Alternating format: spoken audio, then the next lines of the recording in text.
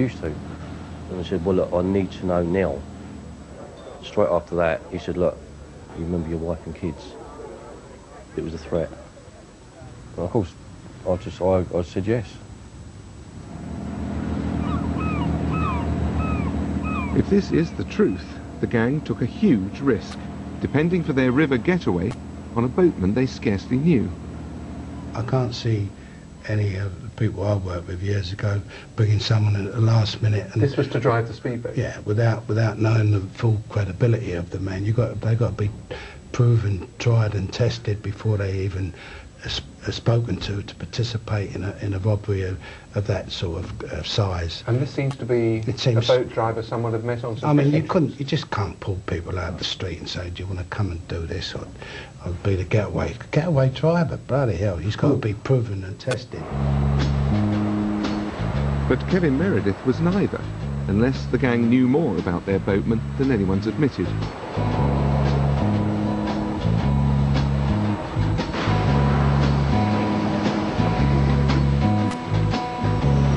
That Saturday afternoon brought a crisis for the police too.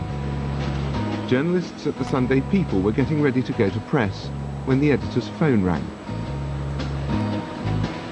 I got a call on the Saturday, actually, to tell me, in what turned out to be great detail, of what was going to happen. They knew it was the Dome? Knew it was the Dome. Knew it was, we were actually initially told it was the Sunday. And to be honest, my reaction was, fuck me, I couldn't believe it. I rang a contact of mine, somebody I know very high up in Scotland Yard. And they said, fuck me. The flying squad was quickly alerted to the breach of secrecy. When news reached me, I was absolutely horrified. It was one of my biggest fears throughout, that news of this would leak out. The People and the flying squad agreed a deal. The paper sat on the story and would be given exclusive access at the Dome once the raid was over. I had a call from the editor saying, I hope you're not doing anything today. We need you to be free for a special job. It's a crime job. Can't tell you anything about it. You'll find out what you need to find out when the time's right. But that was it. And I was told not to ask any questions. It was going to be something big? Yeah. I mean, when the editor calls you, you know it's something big. Lucy Panton waited with detectives at Plumstead Police Station, but once more, nothing happened. The gang had misread the tides and couldn't launch the speedboat. This was to be the last false alarm.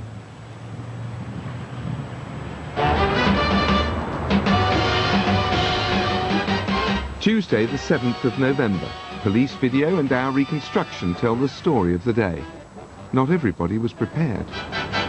As time went on, I must confess that I grew increasingly sceptical that anything was ever going to happen.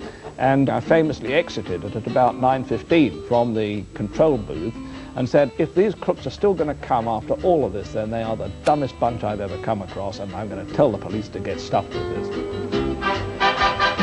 I was fairly certain it was going to be that day because we got so close the day before, and this was the last opportunity that the tide was going to be right for some weeks to come. So it was almost all or nothing. Tuesday morning, back at Plumstead Police Station, 6 AM. And this time there seems to be a bit more movement. There seems to be a bit more going on. You felt like something was brewing. This time the speedboat caught the tide and zipped up the Thames to Bow Creek, opposite the Dome. That's Kevin Meredith there. He's in radio contact, as we know now, with the others, so he's just getting ready. I waited in Bow Creek for about 40 minutes, moored up on Bow Creek itself. At the same time, the JCB was brought out of a yard in Plumstead and trundled up towards the Dome. Who is this? Right, that's Raymond Betson driving it. bold as day, really, flashing. Of course, at this time, we still don't know what that JCB is going to be used for. You didn't know that they were going to use it to ram in? I had no idea whatsoever. And what I wouldn't do at the time is risk any surveillance behind these vehicles at all. I mean, these criminals were acutely aware. They were looking out for us all the time. We were So you tagged him in an unmarked car? Oh, well, they'd call the whole job off. How would they know you were there? Well, they do have a sixth sense.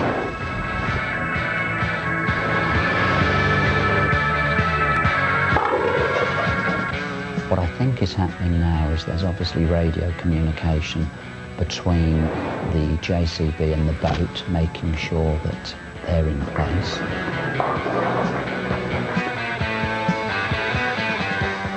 Bill called me up on the radio and he said 5 minutes, which he previously said to me, when I call you up and say can't start making your way across to the pier. Must be some anticipation in his heart at the time, easily matched by my own at that particular time. I heard over the radio, attack, attack, attack, attack. And I thought, what's going on here? You were watching this on the screen, weren't you? Watching it, and What did you think? about this time we thought, well, surely you're never going to crash through. I mean, by this time it did become quite obvious, but it wasn't until he actually hit through. And at that moment I thought, my God, he's probably going to drive straight into the dome. Straight through, you can see the force that swings around. Just catch him there as he goes in. Just crashes straight into the dome, and he's just making straight for the money zone. Also in for a shock was the dome chairman, who'd given up waiting for the raid. I'm sitting in the boardroom and I'm about to be made to feel the biggest prat of all time. They sent a message to get me out and I didn't believe it, and so they had to send my personal assistant, who's been with me for 18 years, simply to tell me to get off my butt and get out there, because it really had happened. As we were screaming down the road towards the dome, I was told then, and only then, we're going to the dome. There's a raid on the dome. Some thieves were trying to steal the Millennium jewels. And it was just, I couldn't believe it. The whole thing didn't seem real. There's Cochrane. Cochrane's coming in. Right, he's lifting a nail gun to fire.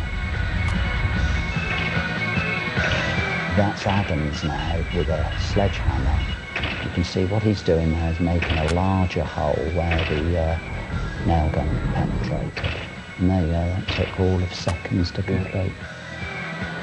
The vault was reputed to be very nearly impregnable, and it was very difficult to see how anybody could just walk up and go and lift the diamonds out of it. In fact, it took them 27 seconds to get through the impregnable glass. Well, we now know that. That was something that came as a huge surprise to me, and I rather suspect it came as a huge surprise to a good many other people too.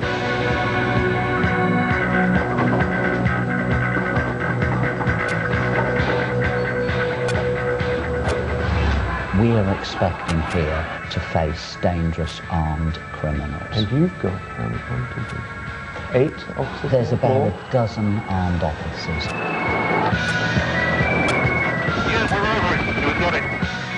Now that's the boat waiting outside. Yeah, that's Kevin Meredith there, waiting at the end of the pier. Blackbeard came down the side and then just shouted out, arm police, hand still, hand still.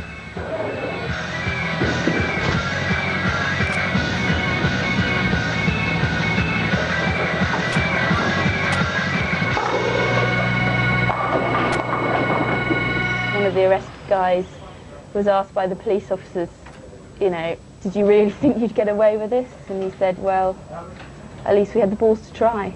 And he was the guy that I remember the most, I think. He had a blooded eye where one of the smoke bombs went off, the police said to me afterwards.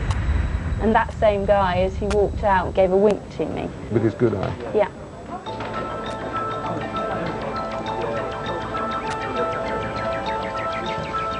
The gang never stood a chance, and the diamonds had already been switched for fakes. Ray Betson was taken from the JCB. Aldo Cherokee was arrested having just thrown